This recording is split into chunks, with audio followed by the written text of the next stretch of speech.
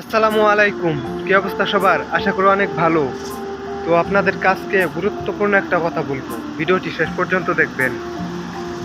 বাংলাদেশে যে কারণে ভিসা জটিলতা এত বেশি হয়, তো বাংলাদেশ থেকে যখন একজন লোক দুবাইতে বা যে কোনো দেশে যায়, আমি দুবাইয়ের ব্যাপারেই বলছি।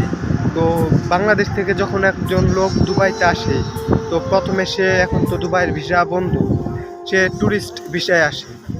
2 লাখ 2.5 লাখ টাকা খরচ করে ট্যুরিস্ট ভিসায় আসে। তো ট্যুরিস্ট ভিসায় আসার পরে সে যখন আর ভিসা লাগাতে না পারে, তখন সে কী করে, অবৈধ হয়ে যায়। অবৈধ হওয়ার পরে তারপরে সে তো আর ভিসা লাগাতে পারে না। এরপরে কী করবে, এরপরে সে রাস্তায় রাস্তায় ঝালমুড়ি বেচে, ফুচকা বেচে, চটপটি বেচে, মানে আবোল তাবোল নানান ধরনের ব্যবসা করে আর কি।